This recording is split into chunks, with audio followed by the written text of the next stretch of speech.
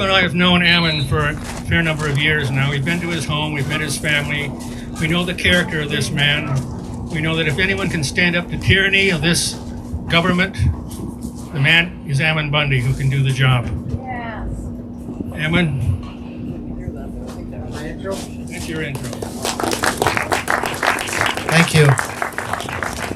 All right. Can everybody hear me okay? You can? All right. Let me turn this up. Turn it up a little bit. We could even move this thing over on this other side. Maybe we do that. Hold on.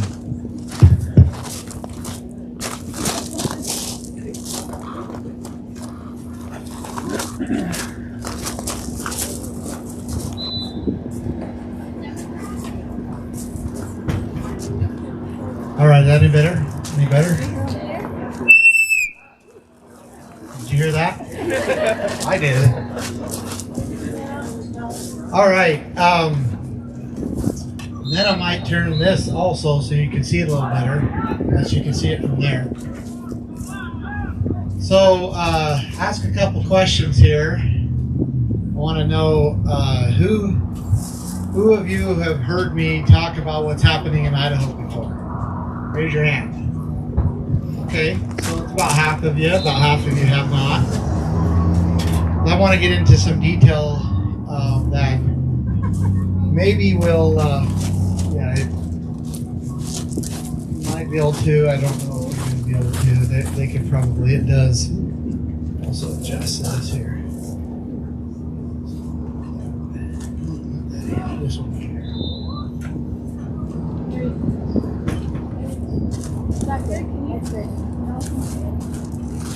All right. I'm going to want you to see what's going on in Idaho here so you can make a better decision on what you need to do in November. So, but I want to ask a question, first of all, especially those who have never heard me speak before. Why did you come? Why did you take time out of your evening to come here and to listen to me rattle on? So do you mind sharing why you came? What motivated you to come here? Those who haven't heard me speak before? Anybody? Go ahead. I hope you're an alternative to Brad Little. Okay. You hope I'm an alternative to Brad Little. I get that a lot, and I'm okay with that. I hope by the time you leave here that you'll see that you do have an option, and that I'm not just an alternative, I'm actually someone that you would want to vote for, even if Brad Little wasn't in the race. So absolutely right here. I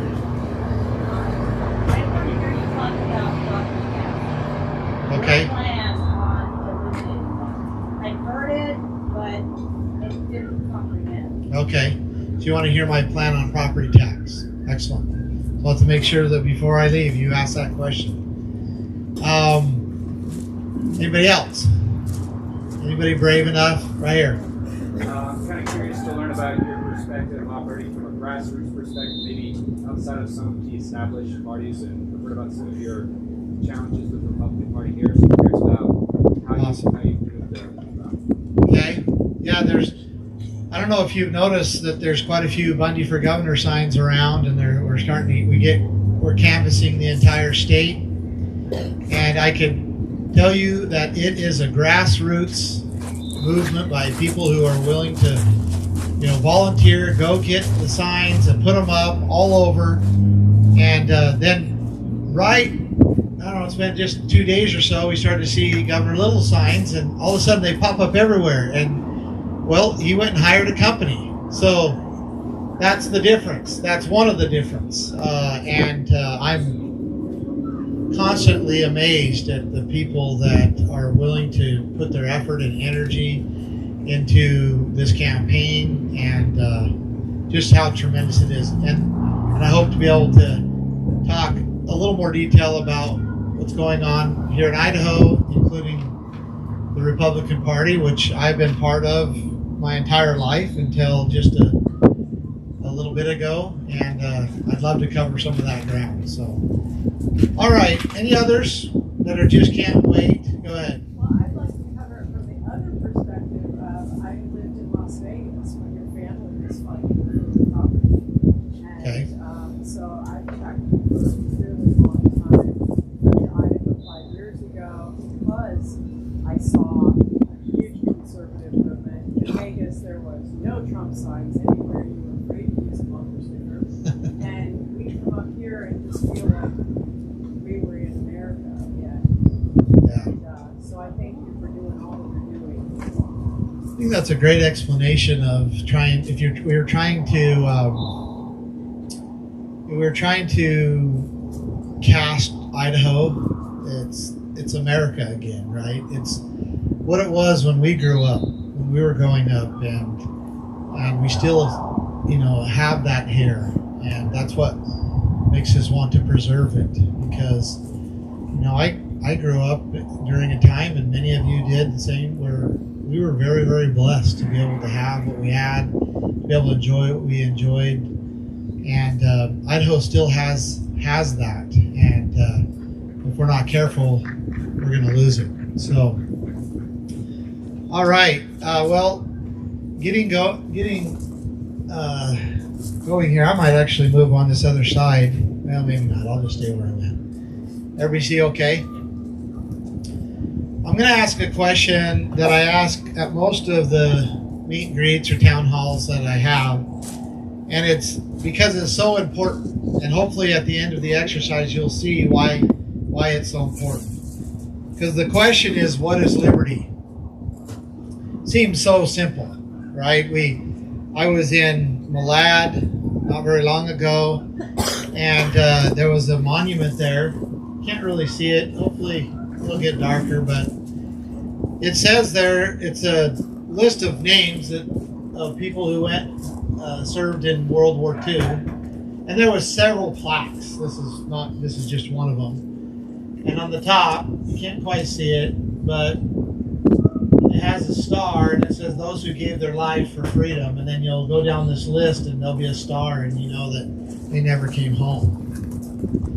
And they did that in full belief that they were defending freedom and liberty. And that was their desire, and they were willing to give their lives for liberty. And so I think that it's important that we try to at least understand and define what liberty is. Because, we sing about it, we send our young men and young women off, and many times they lose their lives. We put our hands to our heart, we take off our hat, and we honor it, but I don't know that we really understand what it is. And so, I want you to, anybody who's brave enough to give it a shot, you want to tell me what liberty is? Can you give me at least an idea? Anybody want to? It doesn't matter if you're wrong or what's that? Freedom. Okay, but what's freedom? Freedom of choice without prosecution. Okay, so freedom of choice without prosecution. That's pretty good. Anybody other? So I can agree with you or disagree with you and go on about my life. That's liberty for me. So you can agree or disagree and go on without your life without them using force on you or something else. Okay. The ability to live with my inalienable rights. Okay. The ability to live with your inalienable rights and be able to have them. What does unalienable mean? That means not false. Yeah, so what does alienate, right? Alienate means to separate someone from something. Well, we have rights that are given us that are never supposed to be separated from us. That's why in the Declaration of Independence, they called them unalienable. Thank you, Wendy. Anybody else? Freedom, liberty. What is it? Okay, so I began to. That's not just water. That's all right. I saw it bubbling. I was like, I didn't put anything in it. it's good. It's just fine.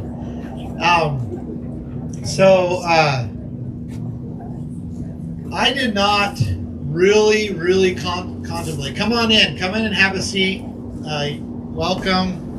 Get some pizza or whatever but come on in.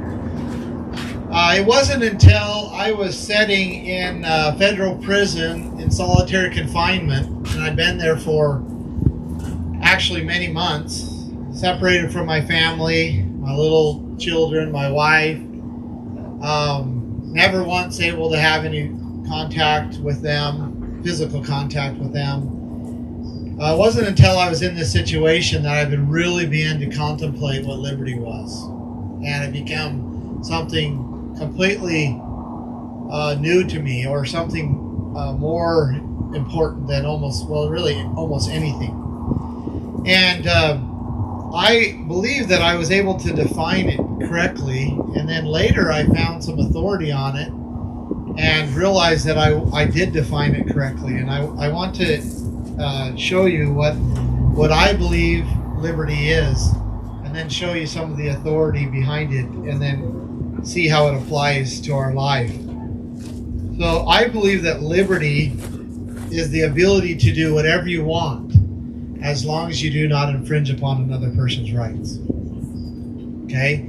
To be able to do whatever you want, as long as you do not infringe upon your neighbor's rights or anybody else's. I believe that that is the definition of liberty. And once I found that definition, I went with it because it felt right. I had, done my research, and I'd had many experiences. I knew I was an innocent man in prison. I knew I had not done anything to infringe upon anybody else's rights. And then it was much, much later that I ran into these definitions by our founders of what liberty is. And I think Thomas Paine is a pretty good authority, right? He says, liberty is the power to do everything that does not interfere with the rights of others. Thus, the exercise of the natural rights of every individual has no limits save those that assure to other members of society the enjoyment of the same rights. Is that not exactly what the definition is that I applied? Just said much more eloquent in a better, a nicer way. What about Thomas Jefferson? I think he's probably one who has one of the most authority when it comes to the founding documents that founded this nation. And he said, rightful liberty is unobstructed action according to our will within limits drawn around us by the equal rights of others. So there it is again, right? And then he adds, I do not add within the limits of the law, because law is often but the tyrant's will, and always so when it violates the rights of the individual. So he's saying there that liberty is unobstructed action according to our will within limits drawn around us by the equal rights of others, which is very. And then he also prioritizes this, because he says the rights of the individual supersede the law. That the law is often used by tyrants to force their will. And so he makes it very clear that the rights of an individual are to be free is unobstructed action according to our will within limits drawn around us by equal rights of others. And it doesn't necessarily mean that the law has anything to do with liberty. So I am very confident in this definition, which is liberty is the ability to do whatever you want, as long as you do not infringe upon another person's rights. Now think about this. What if every one of us here, what if the entire state of Idaho, what if the entire United States, what if the entire world lived by this? There would be complete peace, right? We'd have to work out kind of where our rights begin, where they ended, that type of stuff, which we do anyway. But the entire world would be in peace, because we wouldn't infringe upon other people's rights. We would understand that each person has a right to life, to liberty, to property, to pursue happiness, and we would respect that. And so it is a correct definition. But let's apply it. I think it's important that we apply it to our lives, because let's apply it to the freedom, to say freedom of worship. Well, what does that mean according to the definition? That means that we have a right to worship whatever we want, whenever we want, however we want, as long as we are not infringing upon another person's rights. Right? Do we believe that? Our nation was founded upon that. I'm going to give you some proof of this. What about the right to own and control property? So how would that be applied according to the definition of freedom? Well, the ability to do whatever you want with your property as long as you do not infringe upon another person's rights. Are we losing that right? That freedom? Some people say lost. I can't completely disagree with that. Do you have the ability to do whatever you want with your property as long as you do not infringe upon your neighbor's rights? No. So now I ask, so this exercise is so important because we identified freedom. We identified what it was. And we can identify now when it's being lost, which when we apply it to the control of our own private property, we can see how it's being lost. And then we could very simply see who is taking it. Right? I mean, each one of you recognize who is taking the right to own and control your own property, and how they're using actually the force of law to inflict and to stop you from that freedom, from that liberty. Because what's wrong with using your property as long as you're not infringing upon your neighbor's rights? There's nothing wrong with that. It's not going to cause anybody else any trouble, because you're just using your property and you're using it to how you want to and the things you want to do with it. And as long as you don't infringe upon your neighbor's rights, what's wrong with that? Yet, that's not good enough for those who do not believe that the definition of freedom is the ability to do whatever you want. Let this guy go past. All right.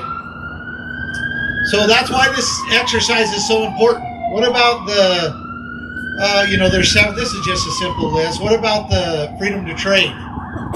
How would we apply it? The ability to trade with whoever you want, with whatever you want, whenever you want, as long as you are not infringing upon somebody else's rights. Are we losing that as well? We are, right? We're pretty much, in fact, in many cases, almost in any case, whether you're talking about a glass of beer, or you're talking about a vehicle, or you're talking about really anything, if we traded to another person who's willing to buy it, we actually could go to prison for it without getting permission from government, right, or somebody else. And so we are losing that. We are absolutely losing our ability to trade freely with each other. Willing buyer, willing seller. Now that doesn't mean that I can go steal something and then trade it. That's not the definition of freedom, right? Because then I'm infringing upon somebody else's rights. Or I can't force somebody to trade something with me. I can't force it. Or I can't force somebody, to buy something or to sell something to me at my term and not his or hers. So it's a willing buyer, willing seller. We are losing these freedoms.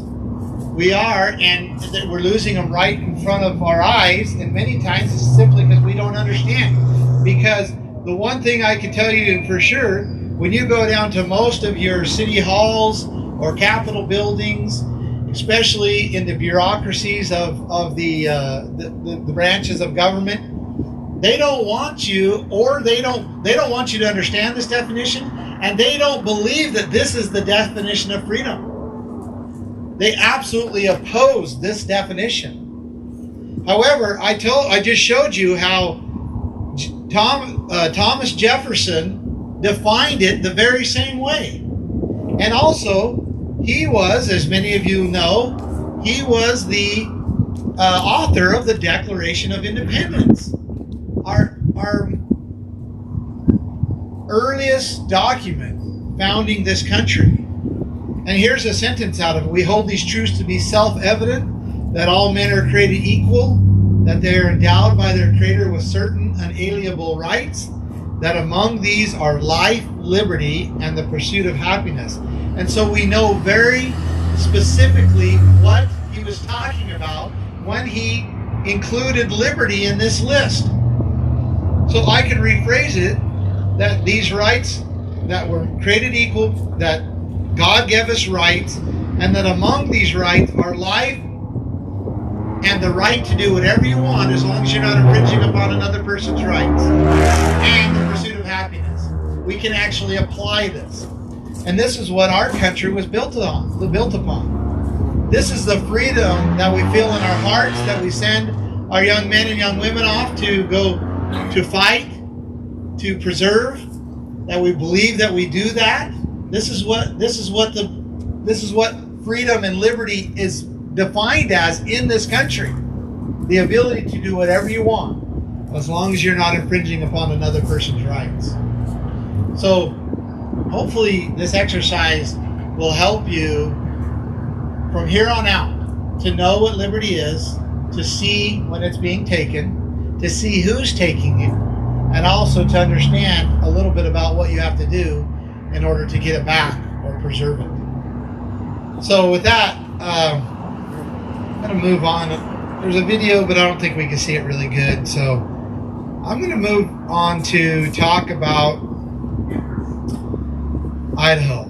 Well, I'm going to hit a little bit. I usually go through a little bit about who I am, about my history. I don't want to hit it too much, but I do want to build you a little confidence, because people ask me all the time, well, what qualifications do you have to go into the governor's office and to be a governor? And I find that an interesting question, because I look at many of our past governors, including the one we have right now, and it didn't seem like we qualified him very much. But I'm pleased that people are thinking about it and asking the question, well, what makes you think you could go in there and do any better, or what makes you think you could go in there and organize people in a way that might be beneficial to the people of Idaho? And so I'll do my best to answer that question. But before I do that, I'll just get into it. So when I was about 15 years old, I was born and raised on a ranch in southern Nevada, and it's out in the middle of nowhere. It's a rough place. It takes about 100 acres to produce enough feed for one cow. My family went into that area in 1877, so now pushing 150 years ago. We went in there when no one else wanted it. In fact, the previous people that went in there, the Native Americans even left the area. And we went in there there was a people that went in there about 10 years prior, and they were only there for less than a year, and they went back and reported that the area was uninhabitable, that there was no way that anybody could ever survive there. And my family went in there, began to level the grounds, divert the waters out of the Virgin River, and also began to run cattle on the foothills of the Bunkerville Mountains. And the way they were able to do that is through capturing very small springs and diverting them into water troughs. And my family's been doing that, running cattle that way on that desert, the Mojave Desert, for now pretty close to 150 years. And when I was 15 years old or so, my dad came to me and just said, hey, the ranch isn't big enough for the both of us. I had a whole bunch of brothers and sisters. And that was his way, and we talked about it, saying that it just doesn't produce enough living for all his children to raise their families there on the ranch, raise our families on the ranch. And it's only going to be enough, it's only enough of a living to maybe produce enough for about 2 families. And I was in the middle, so my dad was pretty much telling me that I was going to have to go and find a living another way. And so I took that to heart, even though I loved being raised on the ranch and I wanted a life like that. But I ended up going to a little bit of school. I ended up meeting my wife there, which I was grateful. And then shortly after, we moved to Arizona. And we started a life down there, and we had 6 children. And I started a fleet maintenance business when I was 21 years old. And I started it from scratch. I had a little bit of money. I remember I had $12,000 that I'd saved up.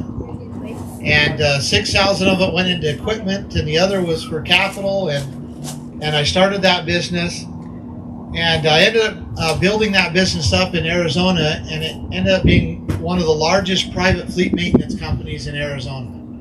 So I've hired thousands or hundreds of people. I've dealt with millions of dollars of budgets, and I've had to develop from scratch processes and procedures of how to make this business function and work, all the way from maintenance procedures and checks and all of those things to insurance plans and policies in the business. All of those had to be developed because this was a startup company that I started from scratch. And we provided, and took care of hundreds of trucks, commercial trucks mostly, and was a great asset to many of our customers in the Phoenix and Arizona area. Then when I was in this business for probably about 16, 17 years, I the whole time I'd been hunting for software or technology for this industry, and it just wasn't there. I hunted and I tested, and it just wasn't there. And so I learned at a pretty young age from my father that if you don't have a job, then you make it. You create it. We live in the United States of America. If you can't get a job, then you could go make a job. And I took that to heart, and that's what my business was about. But I also saw that software and the technology wasn't there in this industry, so I decided I was going to create it.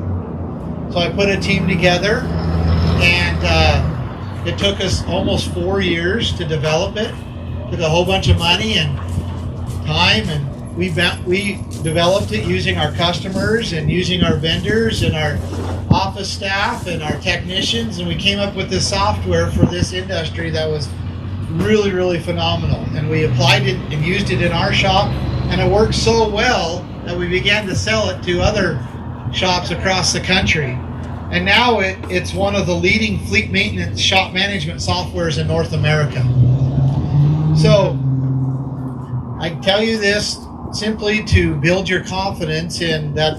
Not only have I had the great experience of growing up on a ranch and the freedom and everything that brings, and the practicality of living that way. I grew up in a 1,200 square foot home, the same home that my father grew up in, that my grandfather built in the 1940s. And it did not have AC in it until 2018. So had a swamp cooler, but didn't have AC in it. So that's the circumstance that I grew up in. I'm grateful that I grew up in that. I feel very blessed to be able to grow up in that environment, and then to be able to experience, a success in business and to somewhat live the American dream and to have that aspect of it, and to be refined in those ways, if you want to call it that. I feel very fortunate.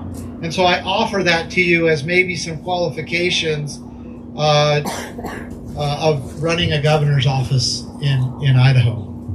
Now, let's talk about Idaho. Let's talk about what's happening in Idaho, and then I want to get into your questions. So start thinking about questions that you're going to ask me, and I don't care what you ask me.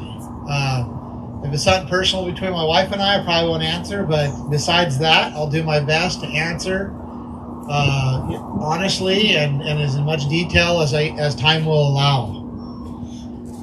Now, Idaho is in a battle for its conservative soul. And if you don't know that by now, I hope this information that I'm going to present to you will convince you that we are in a fatal battle for our conservative soul. And if we do not win this battle, we will become another state, just like Colorado just did, just like Oregon and California and Washington. And people might say, well, why would you say that? Because all those states were ultra conservative not very long ago. less than a few decades ago. They were ultra conservative, filled with God-fearing people that loved, to hunt and fish and loved their neighbors and wanted to work and produce for themselves. And now it's completely upside down, where their leftist policies that they have allowed to infiltrate are completely destroying their states. And Idaho is heading down that path. And I don't want it to go that direction. And I don't think you do either. So let me just give you some facts. Just kind of give you some facts that you can chew on a little bit.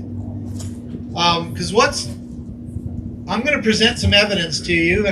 But what is the opposite of evidence? Anybody want to? What's that? Okay, it could be opinion, yeah. So it's a propaganda, right? The opposite of evidence is propaganda.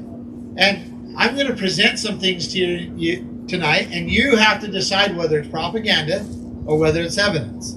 You get to decide that. I can't decide for you.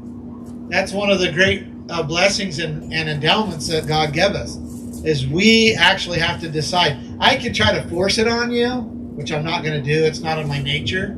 But even if I do that, ultimately you will decide whether what I'm presenting to you is truth or whether it's propaganda. So here we go. Now, as you know, Idaho is the fastest growing state in the country. And it has been for several years. In fact, since 2015, approximately 248,000 people have moved to Idaho.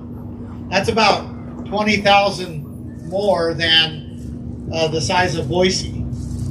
And the thing about it is it looks like we're going to keep growing and we're not going to slow down. There's no slowing down. So imagine adding the city the size of Boise to Idaho every 10 years. Because that's what we're looking at. Talk about a challenge, right? That's a challenge just in itself. Now, to make matters worse, approximately 36% of the people coming to Idaho are liberal-minded. And they want to change the conservative values of Idaho into a more progressively woke place to live. And they're very active in doing this. They're very active. We're going to talk a little bit, if I have time, of how they can be so active here. But they are. They're very active. And this is what they've done in other states as well. And so we have to be aware of this. Because if we're going to stop this, then we have to become active too. We've got to get up. We've got to do the things that are necessary to protect our state and our people and our families and our livelihood and this last bastion of freedom that's left in the United States of America that we call Idaho. So we have to do this or it will for sure be lost. Now,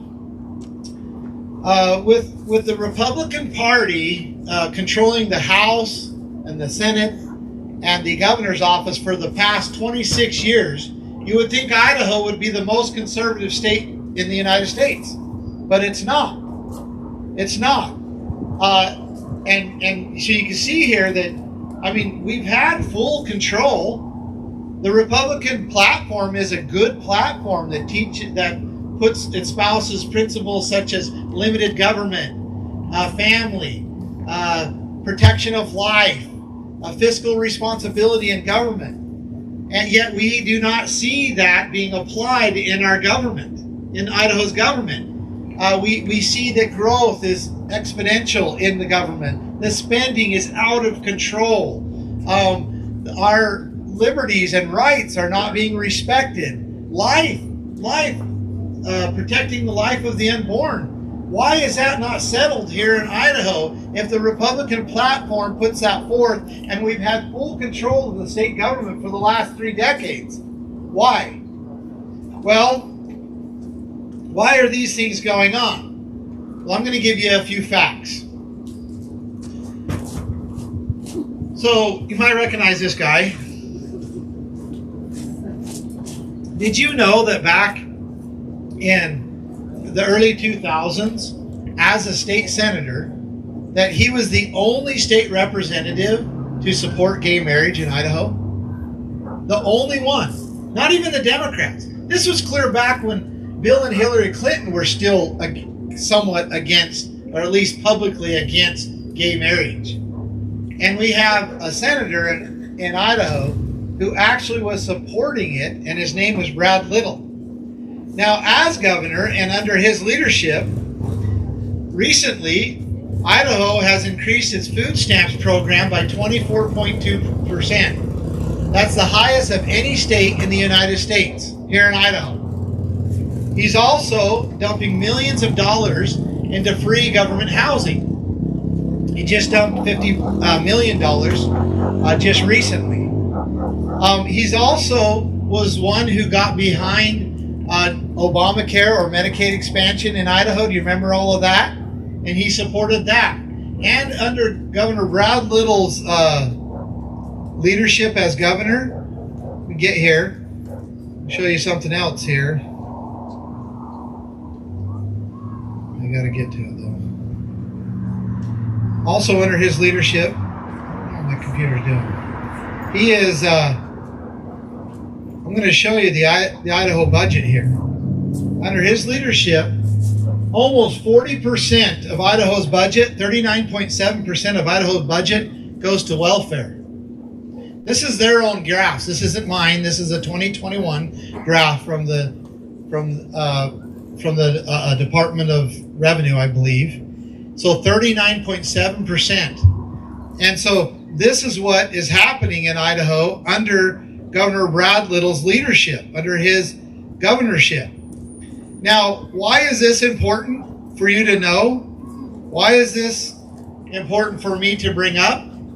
Because free housing, free government welfare, free food, free education, and pushing the gay ideology has been the staple of the leftist agenda for decades, right?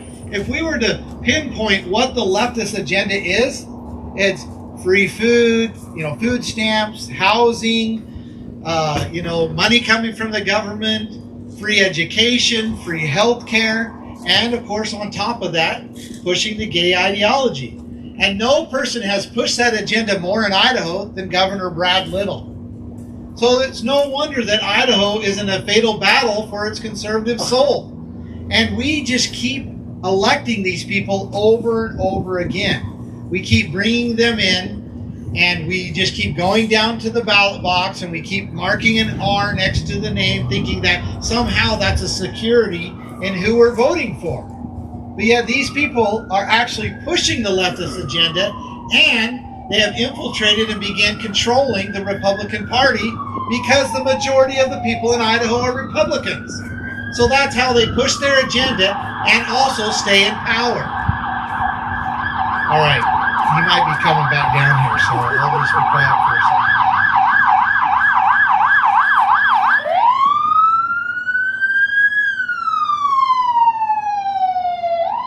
Now, if this was all I had to say, you might be informed. We might be able to, get some traction and get it corrected pretty quickly.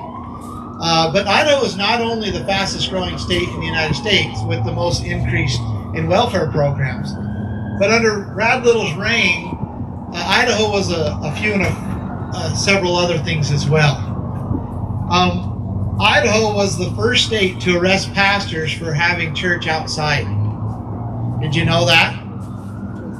Moscow, Idaho. I don't know if you knew that or understood that. Maybe you can see the video. Always trust in chariots and others trust in horses. They just stripped the Bible out of a pastor's hands so they can handcuff him. And what was his crime? He organized a church service outside without masks in Idaho. Now, I've shown this, I don't know, hundreds of times. And I have never been able to, this has never desensitized me. It upsets me that this happened in Idaho. It upsets me that this happened in the United States of America. This is things we hear about in other countries. Not in our country and not in our state. And in fact, if you go to the Constitution, the United States Constitution, and you go to the First Amendment, and if you remember the Bill of Rights, which is the first 10 amendments, most of the states would not ratify the Constitution until the Bill of Rights were added to it, because they thought that it was going to create another situation where a centralized government was just going to come down and control them. And so they said, you have to add the Bill of Rights first, and then we'll ratify it. So it was extremely important. And the very first line of the this: Congress shall make no law respecting an establishment of religion or prohibiting the free exercise thereof. Meaning that it's completely off limits. The right to worship, the right to exercise religious liberties is completely off limit, and the government has no authority whatsoever to restrict that, because our founders had experienced that. Now, if there was any question about the role of government when it comes to restricting the right to worship in Idaho, then let's go to the Idaho Constitution. Let's see what it says. Well, if you go to Article 1 again, right at the very beginning, first page, it's Section 4, titled Guarantee of Religious Liberties. And it reads, the exercise and enjoyment of religious faith and worship shall forever be guaranteed, and no person shall be denied any civil or political right, privilege, or capacity on account of his religious opinions. So again, pretty clear, right? And then again, if there's any question, let's go to the very back of the Constitution. Section 19, it's titled Religious Freedoms Guaranteed. And listen to this language. I think it's beautiful language. It is ordained by the state of Idaho that perfect toleration of religious sentiment shall be secured, and no inhabitant of said state, that'd be Idaho, shall ever be molested in person or property on account of his or her mode of religious worship. And yet we have this going on in Idaho, where they're stripping a Bible out of the pastor's hands to put handcuffs on him and taking him to jail because he organized a worship service in Idaho. He wasn't the only one. There was 3 pastors that they arrested that day. So you may or may not know, but our officers, every officer takes an oath to these constitutions, both the state and the U.S. Constitution. And that oath is that they will uphold and defend the Constitution from foreign and domestic enemy. Meaning that they will stand and protect this. And yet it's so clear that they do not have a right to be doing this that we have to ask the question, what in the world are officers in Idaho arresting pastors for?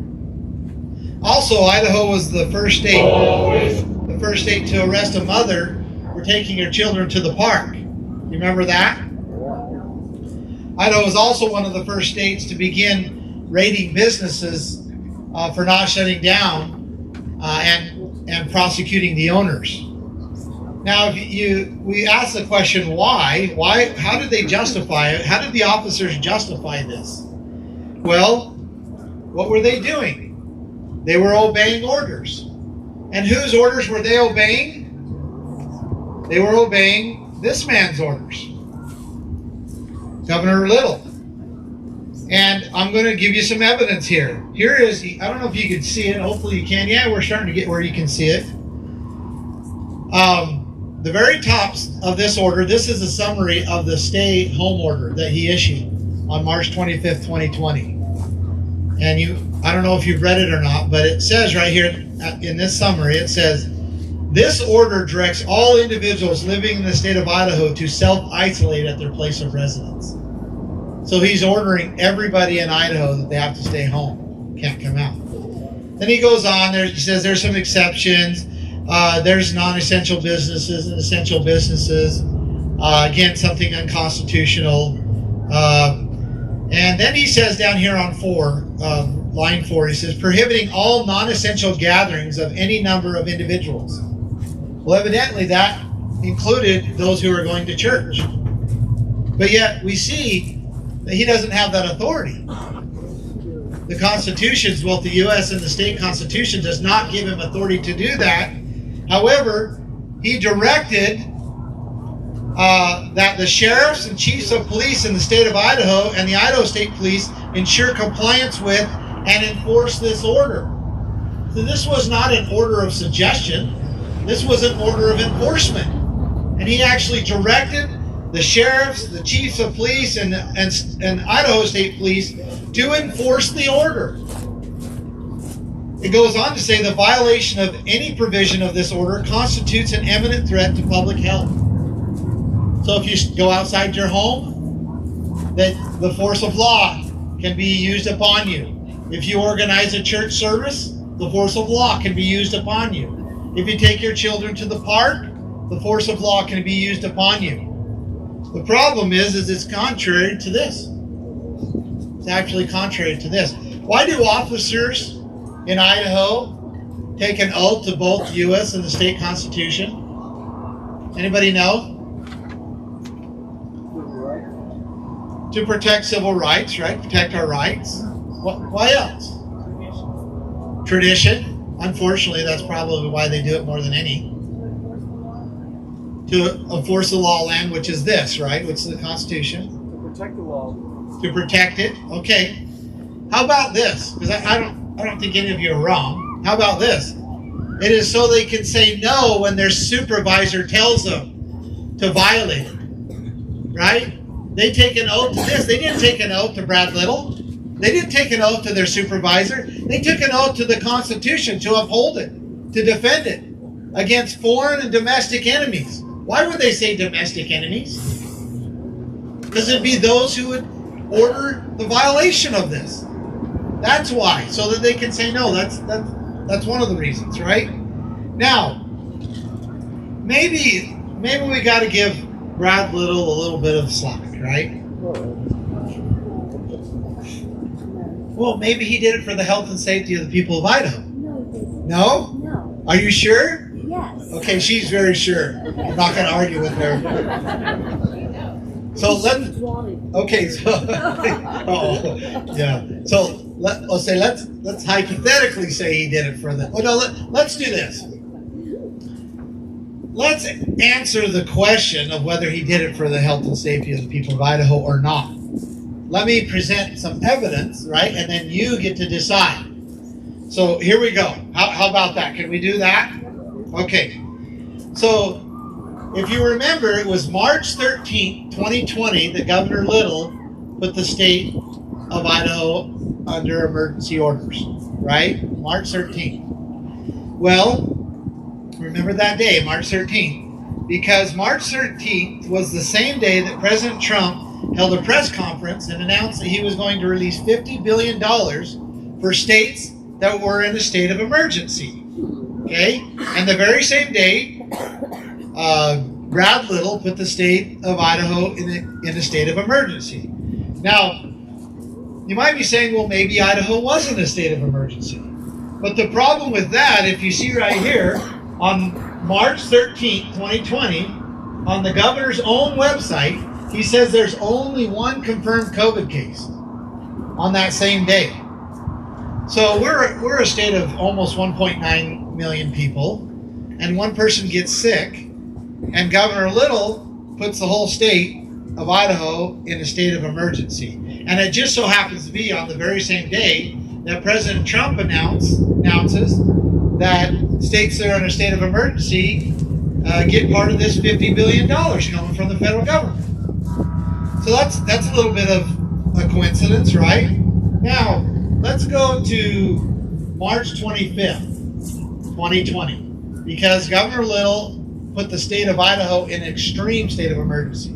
This is where he issued the stay-home order and all of that. Do you remember that? You remember how we all felt? We didn't know whether we could go outside without getting arrested. We didn't know if we could go visit our families, or if we could go play in the park. We didn't know what we could do. We just were kind of wondering and questioning whether we had any rights left or not. So March 25th.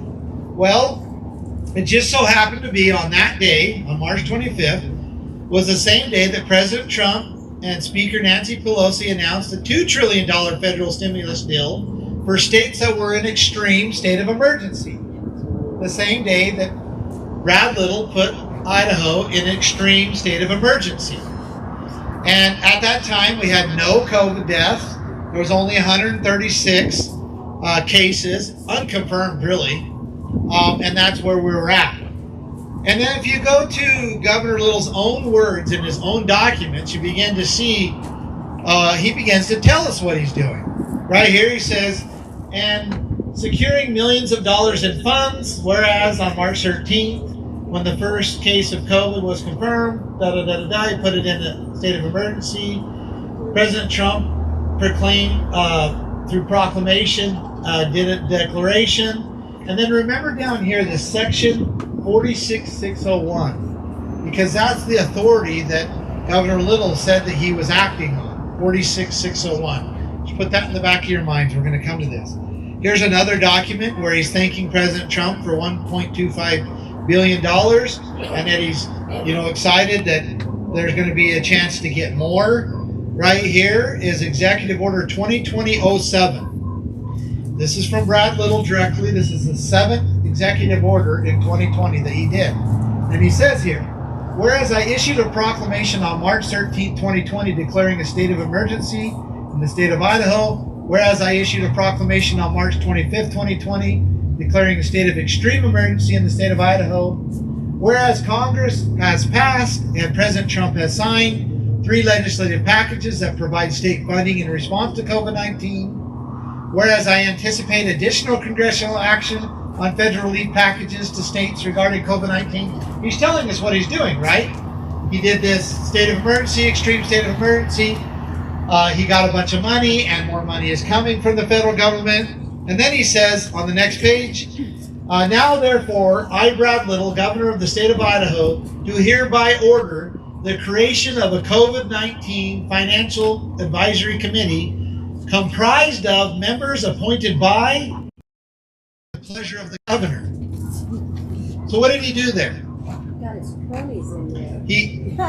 He's getting all this money, and he's anticipating a whole bunch more money coming from the federal government, and he's going to get his buddies together, literally just a handful of them, that he appoints and that serve at his pleasure, and they're going to decide how this money is going to be spent. And then he says right here on the last page, for the coronavirus relief funds and other funds to be administered by the office of the governor. Now, how are the funds of the state of Idaho supposed to be administered? Who's supposed to administer? The legislature, correct. And why is it important that the legislature administers the funds of the state? What's that? Accountability, that's the number one. We have representatives from every little area. We send them up there. There's 105 of them, right? And they all have to argue and disagree and finally get on the same page. And it's all done out in the open of how they're going to spend the funds of the state. It's very transparent. It's all, argued and debated. There's committees. It's all documented. And then the money is spent. So why did the founders, why does our Constitution do it that way? Why? So it's all out in the open. They didn't want the money of the state being spent by a small group of people who are all buddies. And the reason why is so that it wasn't misused, so it wasn't used to keep themselves in power, so it wasn't used to line other people's pockets, it wasn't used to build bureaucracies and programs that wasn't approved by our representatives. All of these reasons. And yet, what did Governor Little do? He actually created a little committee of members appointed by and serving at the pleasure of himself. And they decided where these funds went. Now, are we talking about, just $1.2 Anybody know how much money Governor Office received from the federal government that him and his buddies have the ability to spend and have spent most of it? Anybody know? Okay, it's at least, and I say at least, $18.7 billion. That's over 2 times the annual state budget, Idaho state budget. And they have administered those funds themselves out of his own office. Now, do you remember the 46601, the authority that I said that he claims he was acting under? Well, let's go to that. So let's go to Idaho Statute 46601. It's titled 46 Militia and Military Affairs, Chapter 6, Martial Law and Active Duty. 46601, Authority of the Governor. So what law did he impose and enact in Idaho? What did he put the people of Idaho under? He absolutely. He put us under martial law. And he held us there for over 700 days. Now, let's go down to section 2 here. I think you might find this interesting. It says, during a period of state of extreme emergency, remember, he created the state of extreme emergency, and he just enacted it himself, right? Fabricated it.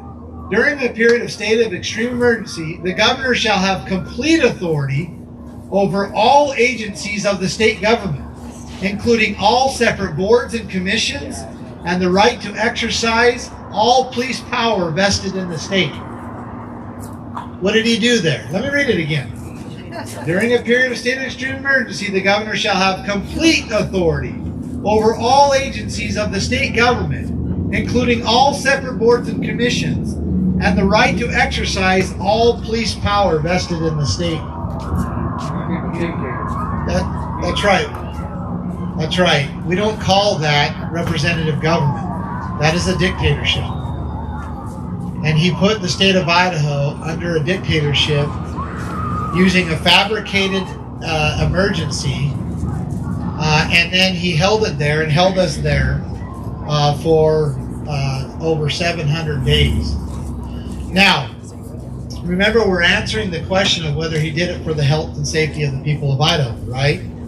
Well, just this year, on March 8, 2022, he actually tells us why he used the emergency declarations, why he used these things.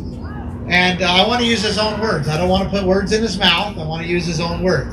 He tells us right here, he says, the emergency declaration served as an administrative function to recoup FEMA dollars for a variety of needs throughout Idaho.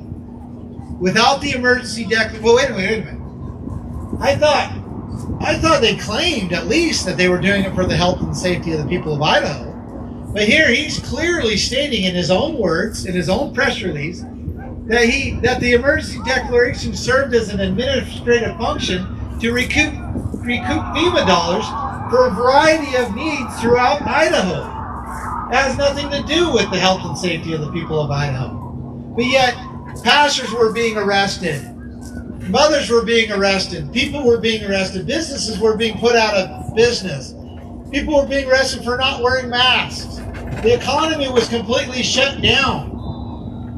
And he wasn't doing it for the health and safety of the people of Idaho. He was just doing it to get federal money. In fact, he goes on, without the emergency declaration, we would not be able to provide historic tax relief. A step that's even more important now as gas prices and inflation soar. Without the emergency declaration, Idaho would not be the state with the strongest economy in the nation. How? So he's talking about tax relief. He's also talking about gas prices. Good thing we got this money because of gas prices and inflation. But what caused the inflation? The inflation was caused because the federal government dumped billions of dollars down into the states.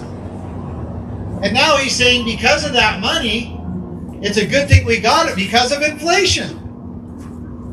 If we were to run or even look at our personal finances this way, imagine how messed up our finances would be. Now, he also is claiming that because of this money, we can provide historic tax relief. But is that real tax relief? When you get billions of dollars from the federal government and then you distribute it out to people, just a little teeny bit of it, by the way, to people, and you say it's historic tax relief? That's not historic tax relief. Let's just do, because we all have common sense here, right? I hope we do, or you wouldn't be here. So let's just go through a little experiment. Okay, let's take that. I don't really want to go through it with the calculator, so we're just going to hypothetically go through this. But let's take the $18.7 billion, right? And then let's divide it up to each household, which there's 1.8, 1.9 million people, and there's about 3 people per household. So what does that end up being? 700, 800,000 people, right? And then we divide that, $18.7 billion. You could do the math later. You can see, and then he goes and gives us historic tax relief where he goes and gives us back about $75 a household. About $75 a household.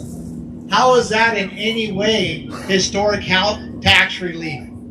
And then he's claiming that Idaho has the strongest economy in the nation. But not because the people of Idaho are flourishing.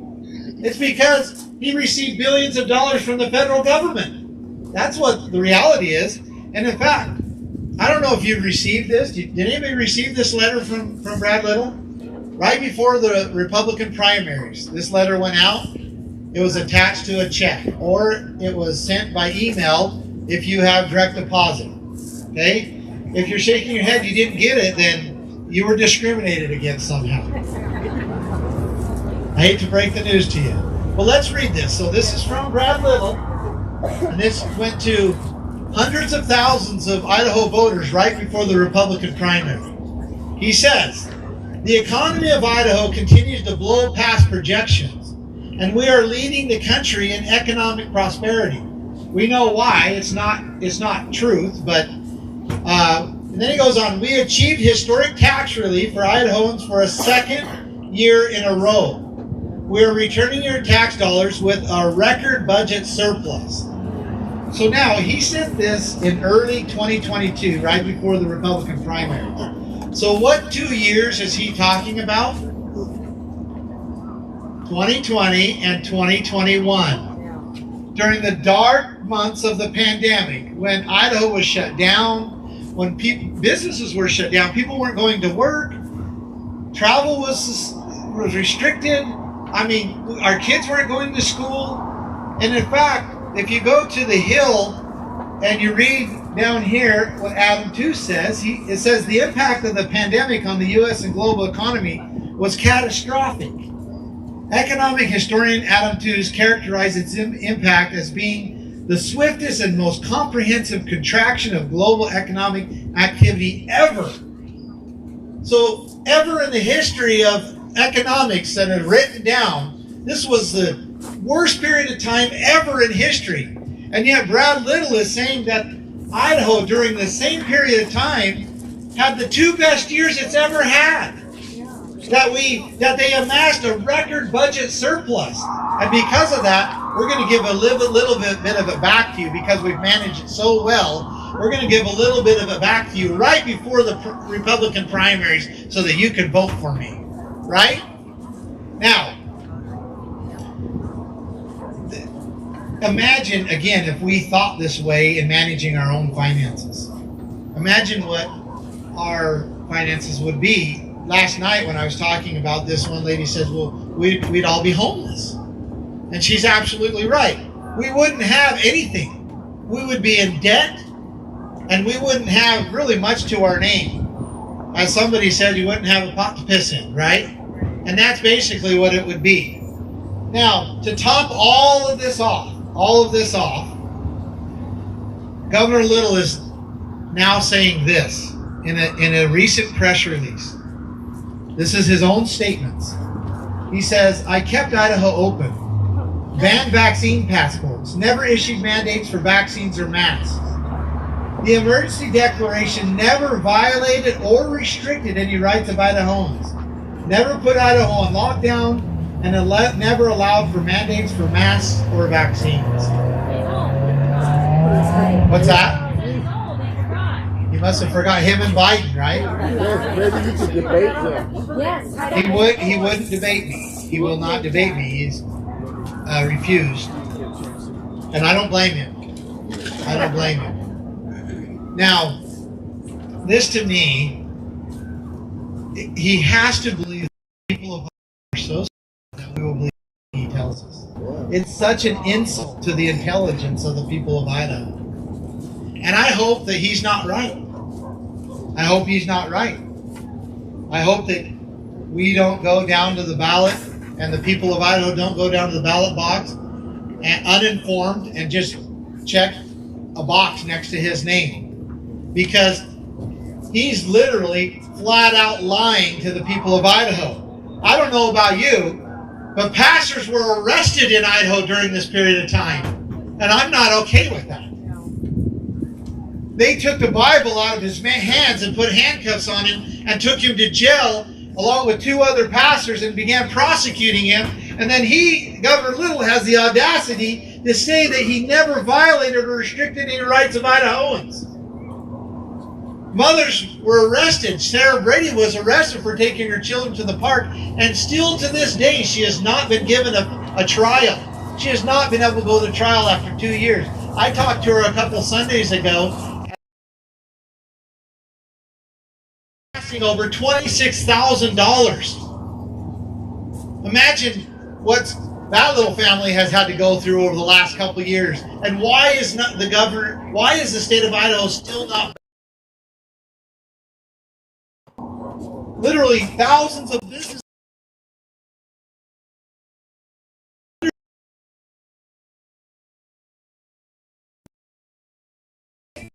And then he is saying that the emergency declaration violated or restricted any rights of Idahoans. He's saying he kept Idaho open. And this is what we're dealing with. He ordered the sheriff and the chiefs of police in the state of Idaho and the Idaho State Police to ensure compliance with and enforce this order. So what do we do with this? What do we do with this? What do we do with this information? This is what's happening right here in Idaho. And the same people that are willing to push these things upon all of us are also pushing the leftist agenda. And we have in the past have allowed them to do these things. And we have condoned it. Imagine what message we are saying to these people if they get in office again, if we re-elect them. Imagine what the message we send to Brad Little. That all the things that he's doing, all the things that he said, all the things he's done, all the orders he's made, all of that is just okay. And it's okay to continue to do it. What kind of future do we give our children if we condone this action? And so that's the one half side of it. Now, what about what do we do? And what questions do you have? At this point, I want to answer your questions. And believe me, I have a lot of other information I can present to you, but I don't want to go into tomorrow. So I'm here. I want to answer questions. There were some really good questions about some my Keep Idaho plan. So make sure you ask them again, and I'll answer them. And any other question that you might have. And let's talk here. Let's have a conversation, not just directing me questions and me answering. Let's have a conversation here. Let's talk about what's happening here in Idaho and what we need to do about it. Right here. Sure. Right behind you, and then you. No, you, and then you. Go ahead. Yep, you're it. Sorry. You're speaking to like side or behind? I think we all know most of this stuff. How do we get this information out to other people? Right now, we're preaching to the choir. Yeah. Well, some of you may know that there's a tremendous amount of information on my website, thevotebundy.com, including videos and documents and all these things. It's packed clear full of information.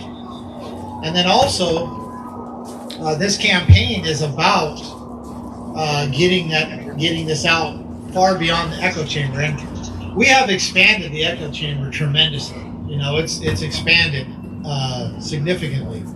But we know that that's not enough to win an election. And so I have said this many, many times, and I have to reiterate it again. I need you to contribute, because I need you to contribute to my campaign, because what we're doing now, and as any of you that have subscribed to our email know that we're pushing out hard-hitting videos about what's happening in Idaho. And we're pushing out these, documents and messaging. But it is expensive. It's very expensive. And I hate to say, well, the answer is just give me your money. But at this point, with 34 days left over, that's pretty much my answer. And then going out, and there's a few more. We've got we've done over 200 of these town halls all over Idaho.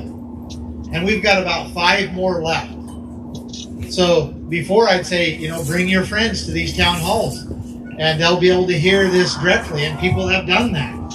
But at this point, besides the 5 more town halls, besides going to my website and spreading that information through all your contacts and so forth, in order to get it outside of this really large echo chamber that we've been able to basically create or whatever, we have to have your contributions so that we can dump it into paid ads. We can get it in front of the people. Our plan, right, at this point for the next 34 days is to reach every voter 5 times with digital media ads. And we can do that if we have your contributions. So, great question. Thank you very, very much for asking that. Now, right here. Okay, so how many more town halls are you going to have? About 5. Well, in Treasure Valley, I think 2 or 3 maybe. The other question, actually, the question I want to ask. And you go, just so you know, go to votebundy.com and go to event and calendar, and you can see where I'm going to be at, and you can tell your friends where I'm going to be at and bring them. Okay, go ahead. So those officers that are listed as pastors, were they city police officers, state police officers, or county sheriffs? Okay, so he asked, well, were the officers who arrested the pastor, were they city, state, or sheriffs? And the answer to that is, let me get there. The answer is that they were city police officers, and then they took them to the sheriff department, who booked them in a sheriff, the jail, the county jail. The officers who arrested Sarah Brady were city police officers who booked him also into a county jail. And the ones who have raided businesses, mostly throughout Idaho, were Idaho State Police. And so you have all your policing agencies in Idaho participating in this. Okay, well, what's the only police authority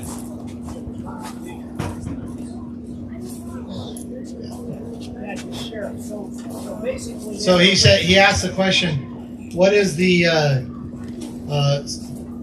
say it again? Yeah, what is the only constitutional recognized? The only constitutional recognized policing officer authority, and that would be the county sheriff. Okay, so the Constitution is violated even at the arrest. Then, so, I mean, how do you fix that?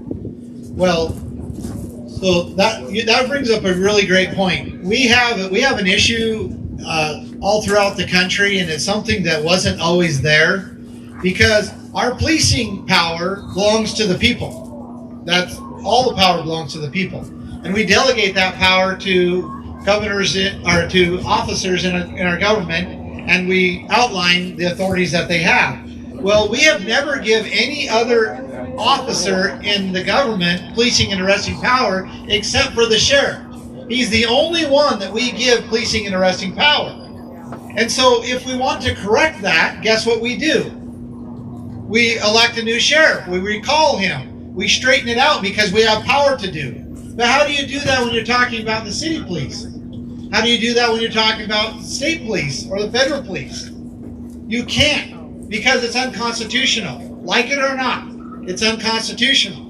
And this is why we have so much abuse in our policing agencies, and we have no way to correct it, and we're very frustrated by it at times. But in a sheriff's department, you can correct it. You can correct it almost immediately. And so I do believe that we need to get these policing agencies back in the proper representation of the people or control of the people, and that is under the sheriffs. And we need to help the sheriffs understand their responsibility and their duties, and they will be a great protection to our rights if we do this right. So thank you for that, setting that up right here. Yep.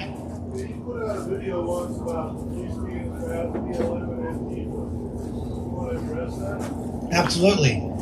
So Antifa didn't put me in federal prison for 2 years.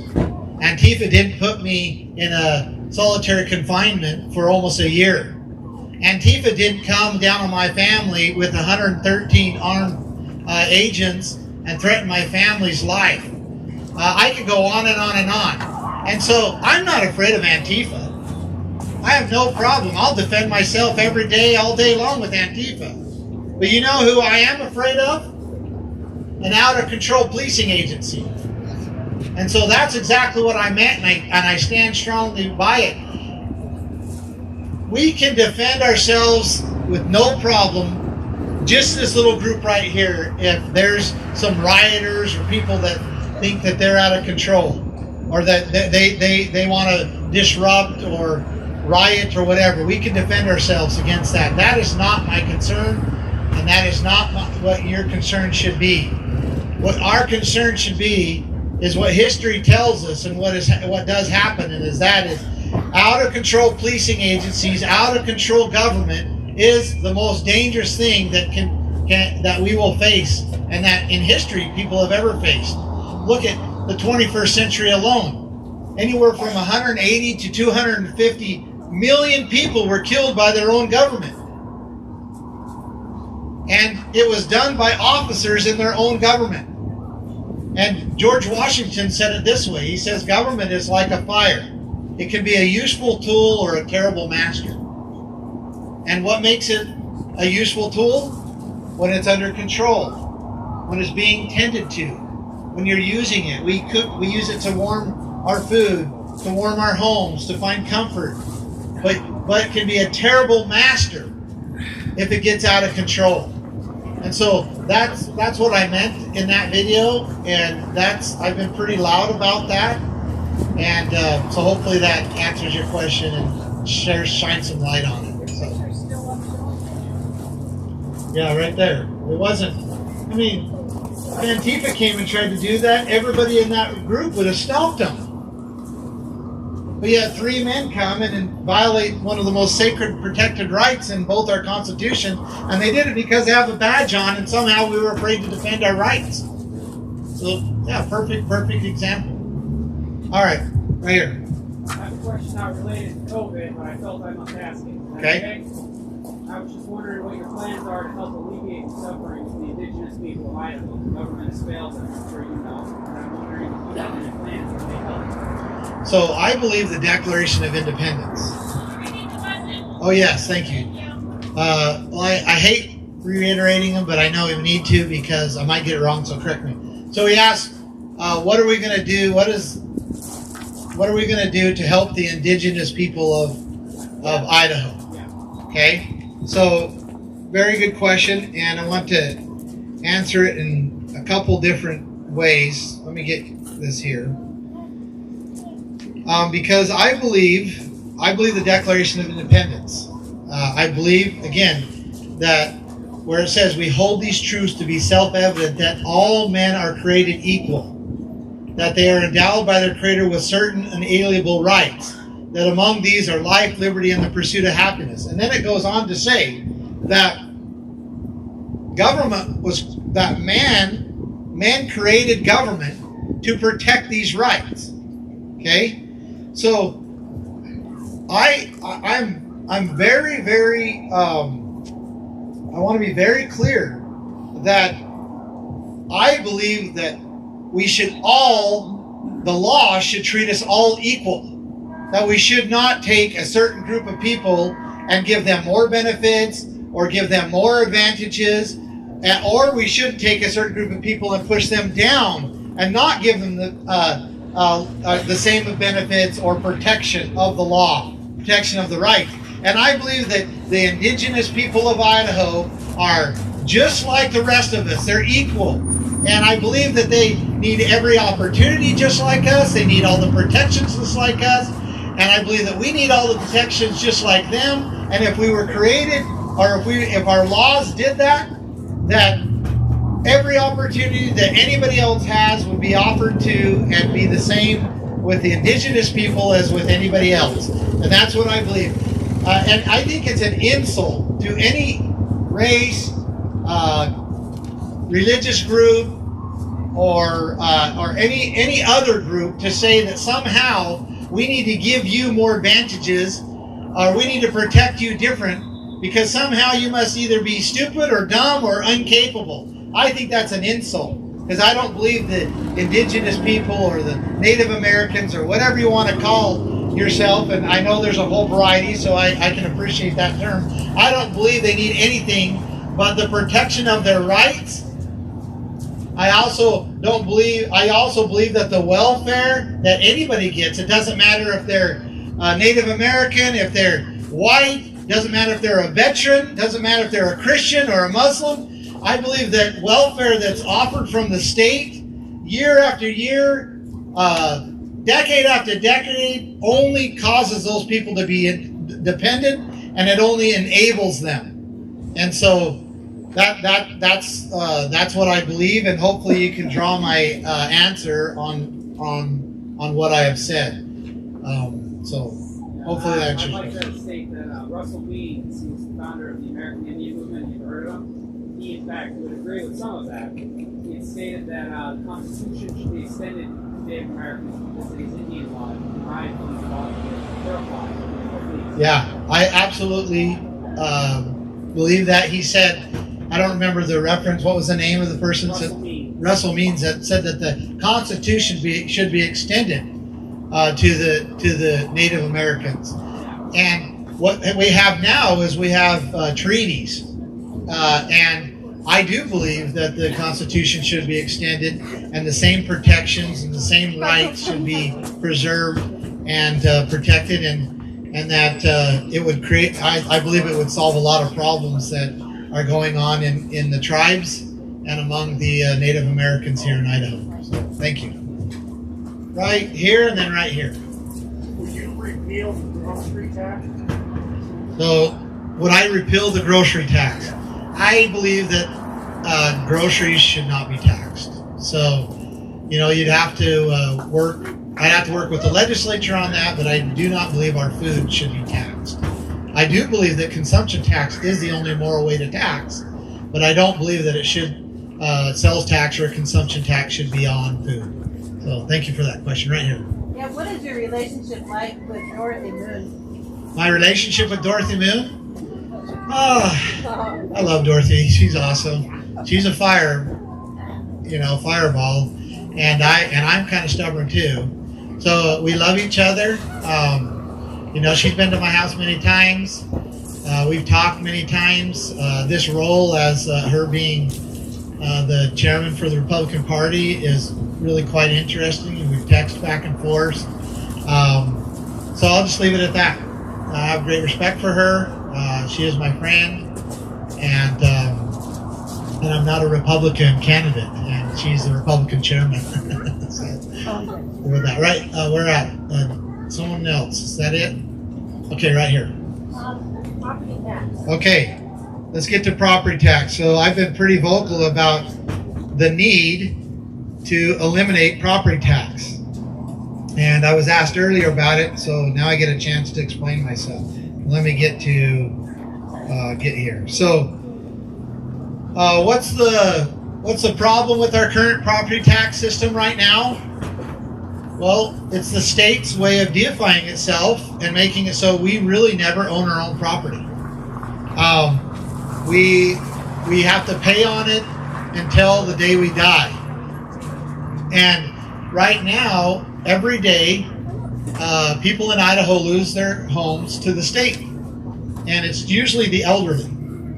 Usually the elderly, they'll lose their home, or if you're disabled, or if you lose you're unemployed for a period of time, and you simply cannot pay those taxes, and so the state takes it. And I believe that is completely contrary to the foundation of this country, and to freedom, and to the intent of what our founders established. And to kind of give you a little bit of proof of that, did you know that the Communist Manifesto, the very first plank is the abolition of private property? In fact, Karl Marx, the author of the Communist Manifesto, said that communism can be summed up into a single sentence: the abolition of private property. So it's extremely important that we protect our property, and we protect it from the state, which is communism, controlling it. So I believe that it is absolutely necessary that we get rid of our current property tax system. So let's go down through this, because you wanted to understand what I'm proposing. Because the first question I get, well, how do we pay for, the legitimate purposes of government that are paid for by our property tax? That's a fair question. So our current property tax system right now, let's take a home valued at about $400,000, which was for a period of time about the average home value in Idaho. Well, that property would bring in about $2,000 to $3,000 to the state every year, depending on the county that you're in. So the tax collected in a 30-year period would be $60,000 to $90,000. That's our current system. The problem is like I said, you pay on your home until you die. But remember that $60,000 to $90,000, because that's what we have to replace. Now, I'm not against minimizing the size and spending and all of that of government, and we certainly need to do that, but that's not what I'm trying to point out here. So let's remember that $60,000 to $90,000, because I'm proposing that we replace the current property tax system with a consumption tax. So the same $400,000, once it's purchased, let's say 5%, because it's easy math, we may go lower, but at the time of sale, $20,000 would be due, and you would pay that. Now, if you don't have that, you would roll it into the mortgage, and it'd be very similar to you would pay a very similar amount to like an impacted fee. Now, we're talking about rolling into the mortgage, so the mortgage company would pay the tax up front. So the only thing that you have to satisfy is your agreement between the mortgage company and yourself, right? The state is now out of the picture. They've been paid their tax right at the beginning of the sale. Now, you might be saying that $20,000 is a far cry from the $60,000 to $90,000, but you have to also calculate in that the average home in Idaho sells 3 to 5 times in a 30-year period, which would make it so that the state's revenue would be $60,000 to $100,000, which replaces what our current property tax system does. But what's the difference? The difference is, after you pay the mortgage off, you own your own home. Yeah. It is yours, and you don't have to continue to pay the state. So did that make sense? Now, there's a negative to this, and I want to point it out. There's also some other positives that I want to point out. The negative is that if you can't pay the consumption tax up front and you roll it into the mortgage, where you're going to have to pay interest on that. Okay, so that's a negative. But when you calculate it, it's not much different from what we're paying when our taxes are impacted. And I've actually done the math with people right in front of them. But then look at the positives. Besides our own positive that the state is now can't lien our homes, they can't take our home, but also the county would also receive this money up front.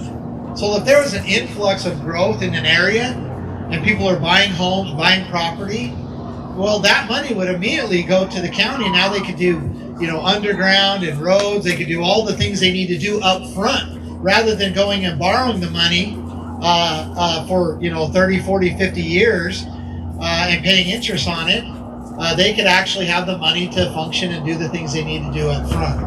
There's a lot of other details to this, but all in all, it is a very simple and upfront plan, and I believe we need to implement it. And just kind of reinforce my thinking here. Let's say this phone, you bought it for $1,000. Well, what if every year you had to pay the state $150 or they take the phone? What if you did that with your cars? What if you did that with computers or anything else you buy? You had to pay the state a yearly tax on it, or they take it away from you. And it doesn't even make sense, right? It's pretty simple. We pay our sales tax up front. The state gets their little piece of it, and then we get to own our property, right? And so if we do that with everything else, why don't we do that with our property, with our homes, the most important value that we have? Why don't we do that with our homes? And I say we need to. And I've shown here using this math that it will more than pay for the legitimate purposes of government, yet we own our own home. Yes? What would you do with that phone people that don't know? Okay, yeah. So that's a good question she asked. What would we do with us old people? You're not old. Why are you saying you're old? Now, what would you do with those who don't have a mortgage or still own your property? Now, there's going to have to be a graduation period, probably 5 to 7 years, where everybody who is paying their taxes this way and have their home will keep doing that for like 7 years, 5 to 7 years, to allow this transfer of taxes to catch up so you don't create this void, right? And that's what will have to happen. And then once that is done, then after the 7 years, those people they wouldn't pay the tax either, and it would just work off of the sales of the homes as they are transferring from buyer or from seller to buyer. So that makes sense? Okay, right here. Is there any states implementing that? There are states that are implementing this on top of their normal property tax systems. So they're double dipping. Yeah. And I don't think we need to. I've showed you how it replaces our current system. I got you. It replaces our current system. And also I think we need to be very active in limiting the size of government and spending of government, not expanding it. So, go ahead.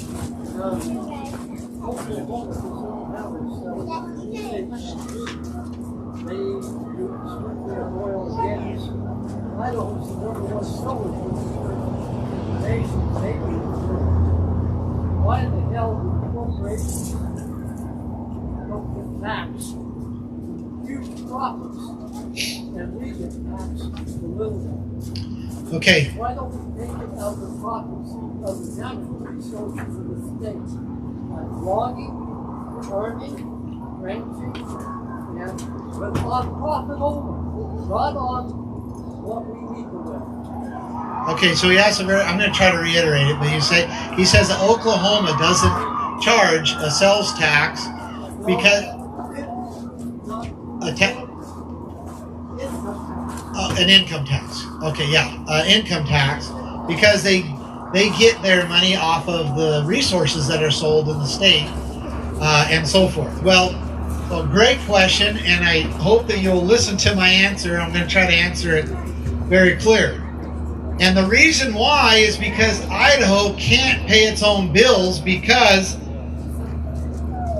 61% of our land and 72% of our subsurface mineral rights are controlled by the federal government.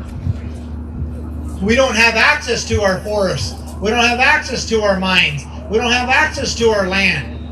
And so we are not able to actually generate enough revenue in the state of Idaho to pay our own bills. And in fact, I'll show you where our revenue comes from, and you'll see here that 36% comes from the federal government. we have to go back every year and beg the federal government for money because they are controlling our resources in Idaho, 61%. And it's causing a huge problem, huge problem. Yeah, we do. So I'm going to show you a few things why we're on this, because there's 4 main problems that is causing in Idaho by the federal government controlling our land. One of them is we can't pay our own bills, which we just talked about. But I've got to exit out of here in order to get into it. So bear with me.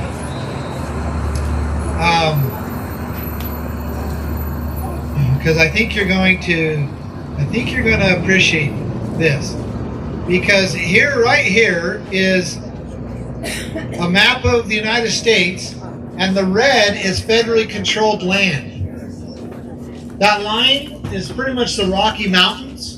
And so you can see west of the Rocky Mountains is 51% federally controlled, and east of the Rocky Mountains is 22.4%.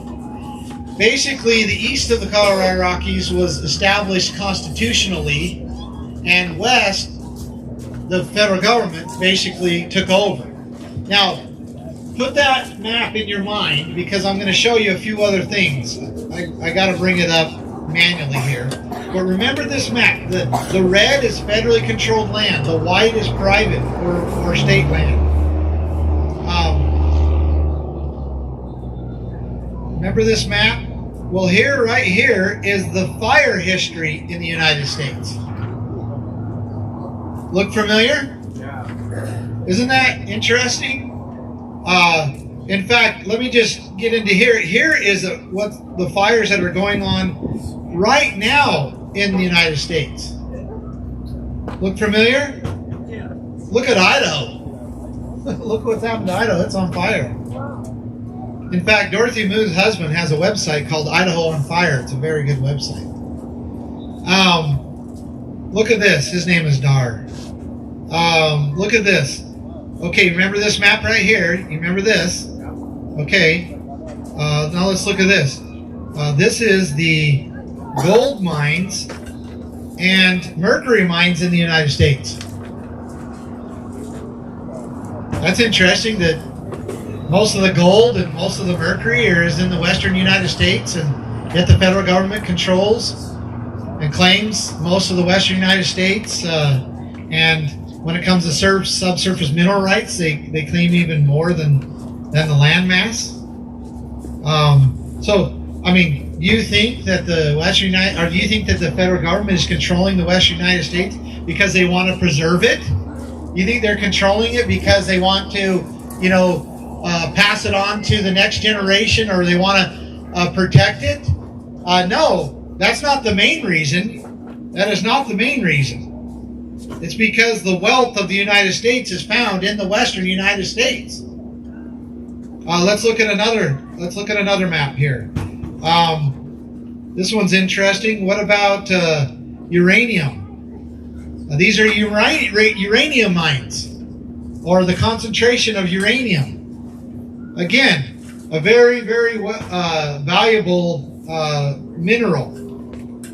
And because of this problem, because of the control of our western lands, especially in Idaho, we are not able to benefit from the resources, and therefore we're not able to pay our own bills. And it's a huge, huge problem, and we must correct it. It's also causing our affordable housing crisis because we're not able to build on this land. And it's destroying so that's number 2. We're also not able to get our forests and building materials.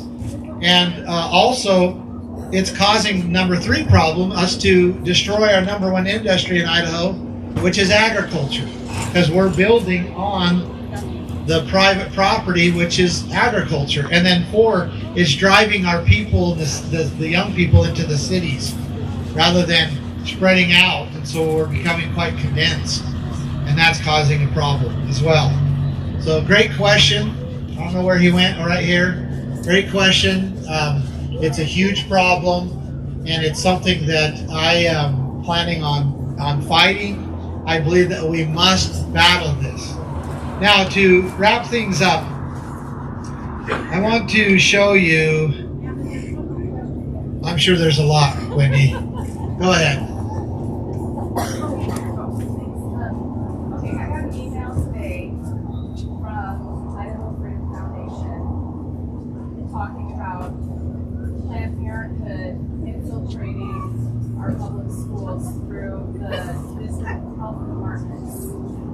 This curriculum on sex ed that is prematurely sexualizing our children and changing definitions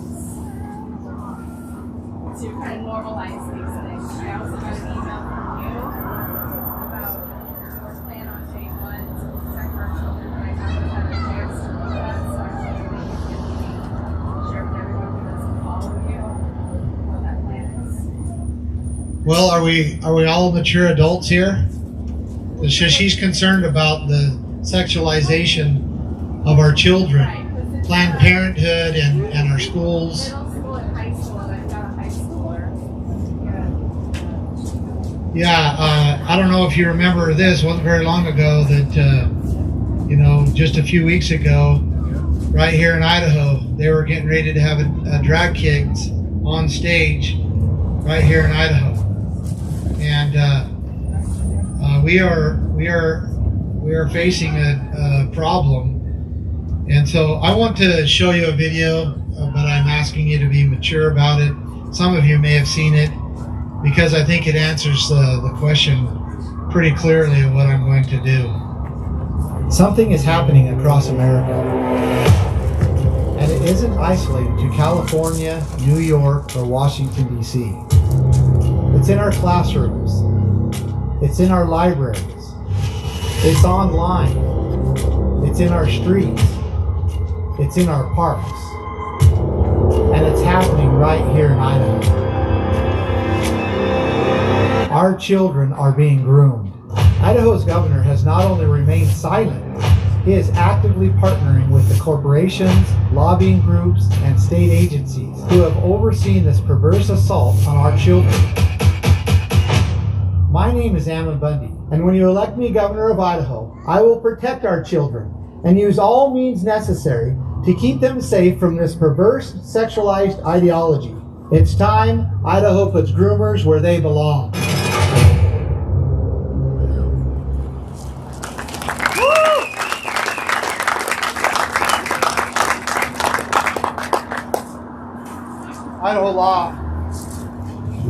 Idaho law is very clear. Very, very clear.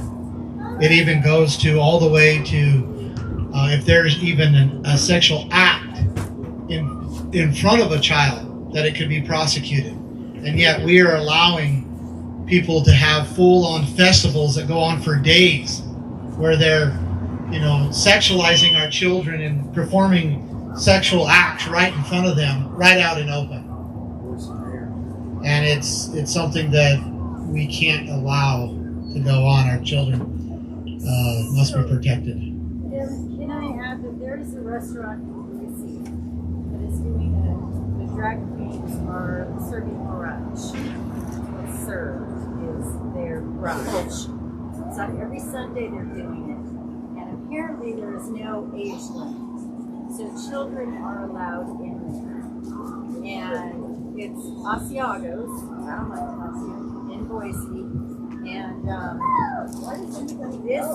why would parents take their, if somebody It's clear full. in the comments, is there an age limit? Asking the person that was putting it on, which was associated with this drag festival thing, and they said no age limit. And yeah. So let me just read to you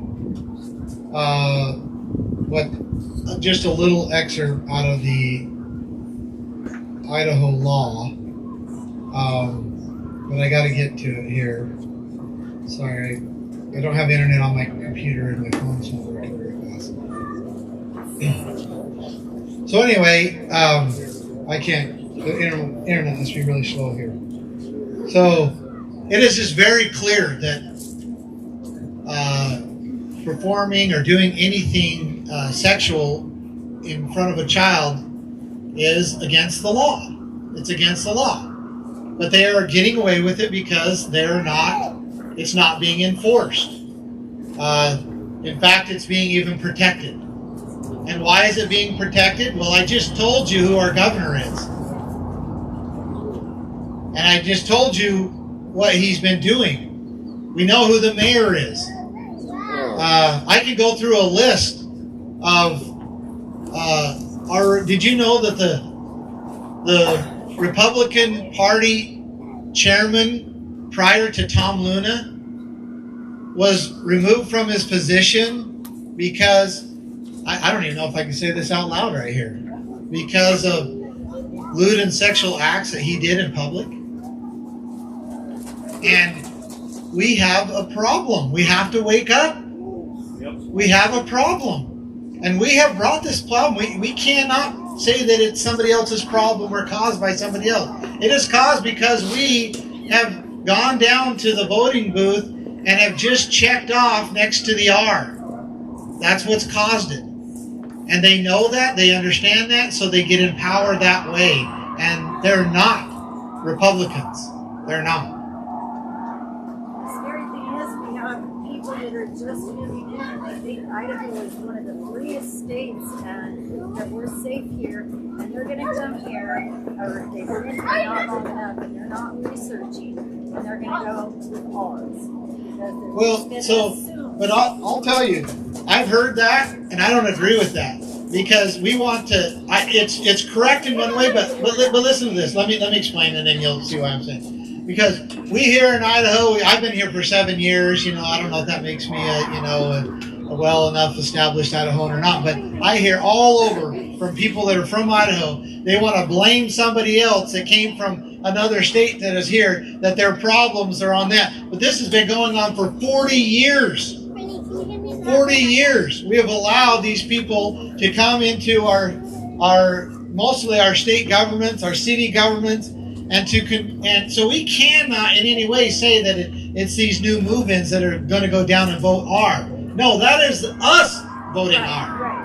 Well, I can say I live in Mercy, and most of those people are just happy sitting at home on voting day, on election day, and they're like, we're protected, we stay in our little, and that's how a lot of those people there are. What I'm saying is, it's up to us to get the word out to the new people so that they understand what's going on here. Not blaming them, no, it's the Idahoans. Well, and they're in their complacent. I'm not really concerned about those who decide not to get up and go vote. I'm concerned with those that decide to get up and go vote. Right. And they're not informed. Right. That is our main concern. Now, I'm going to wrap this up by going through the 8 planks of the Keep Idaho Plan, because I do not believe in any way that Idaho's even come close to it meeting its potential, meeting its greatness.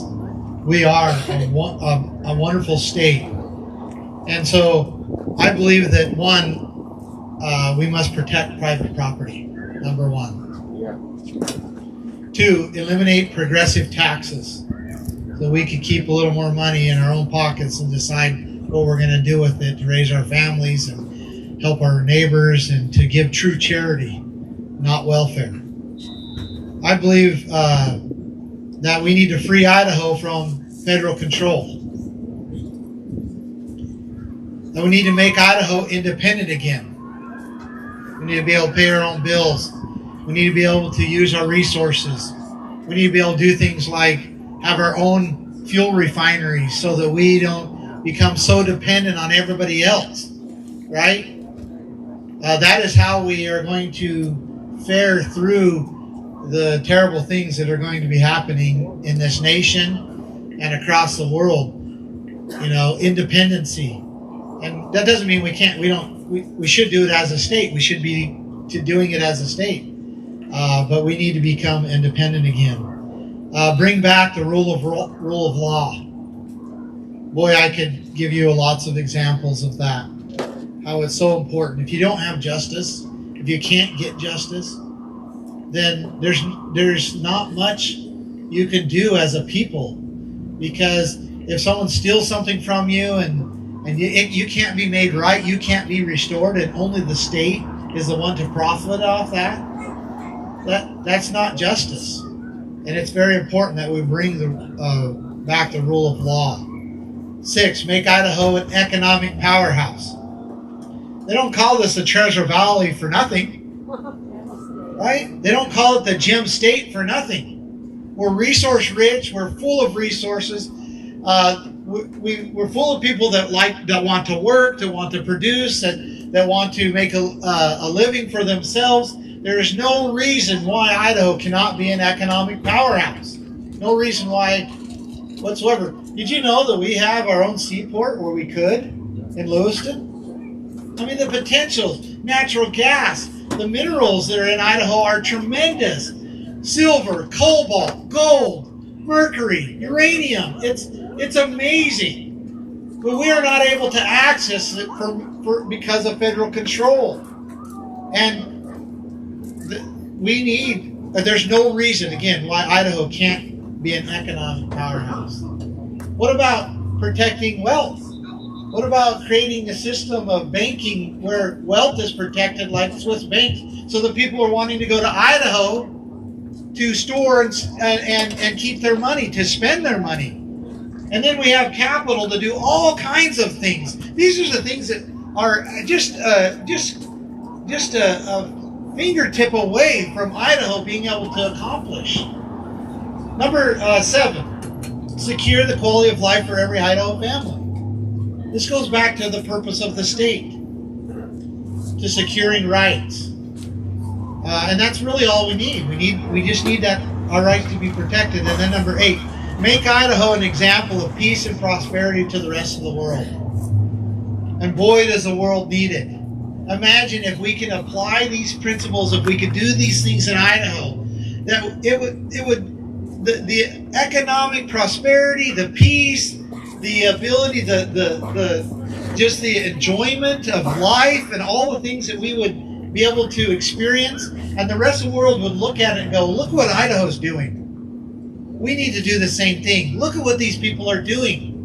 Look at how they're prospering. Look at how there's less crime. Look at all the things that are happening there because they're simply applying the same principles that our founders applied when they founded this country, that caused it to be the most prosperous, peaceful, most powerful nation in the history of mankind. All we have to do is apply those same principles. Again, I say it again. I believe that Idaho has yet to reach its fullest potential.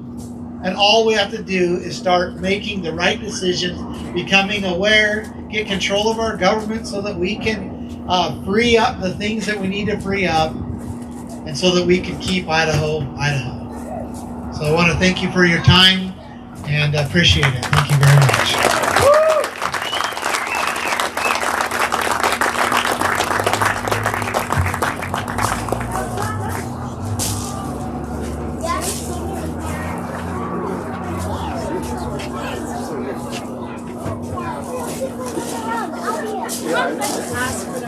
Yeah, great question, and usually I hit it. There's at the table, where's the table at? Or right over here.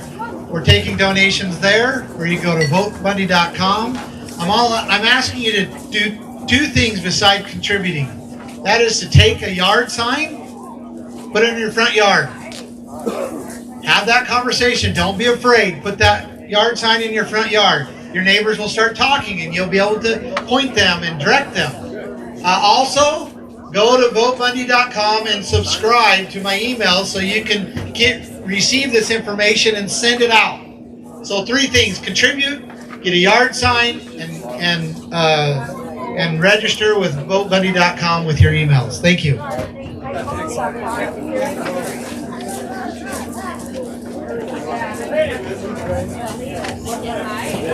Just so you know, we do have a meeting on Monday.